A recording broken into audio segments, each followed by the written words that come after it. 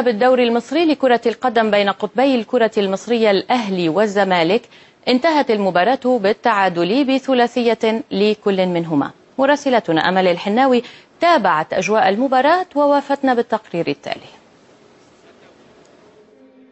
كانت مباراة من المستوى الرفيع بين قطبي الكرة المصرية الأهلي والزمالك في لقاء القمة بالدوري المصري، فالتعادل بثلاثية لكل فريق كان نتيجة المباراة التي شهدها ملعب القاهرة الدولي بحضور أكثر من 60,000 مشجع من أنصار الفريقين.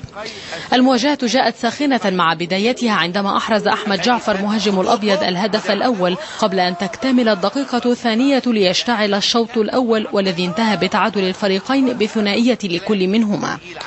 4 أهداف جاءت لتعكس حرص كل فريق على مهاجمة الآخر، خاصة وأن المباراة سبقتها حرب إعلامية بين مسؤولي ولاعبي الفريقين مؤكدين قدرة كل منهما على انتزاع الفوز.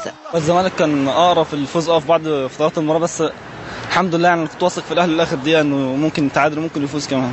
الأهلي ضمن إنه ياخد دوري، والزمالك كان عايز يكسب إنه يحقق أي حاجة. المباراة كانت مبارزة بين مديرين فنيين هما حسام حسن مدرب الزمالك وحسام البدري مدرب الأهلي. استطاع كل منهما الخروج بأقل الخسائر، فلا غالب ولا مغلوب على الرغم من الفرص الكثيرة التي تم إهدارها خلال شوطي المباراة.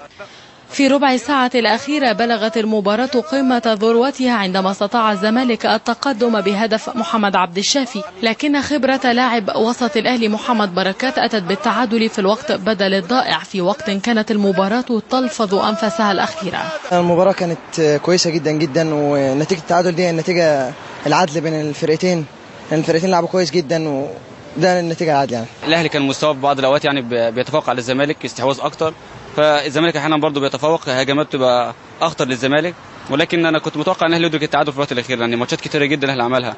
لقاء القمه في الدوري المصري قادها الحكم السويسري بوساكا الذي استطاع السيطره على مجريات المباراه لتخرج الى بر الامان بعد المخاوف الكثيره والتحذيرات الامنيه من مواجهه احتمال وقوع احداث شغب بين جمهور الفريقين. تعادل ارضى الجميع، لكن الحال يبقى على ما هو عليه، فالاهلي بدا الاقرب لحسم البطوله حتى وان عانى الامرين في الاسابيع الاخيره. أمل الحناوي، روسيا اليوم، القاهرة.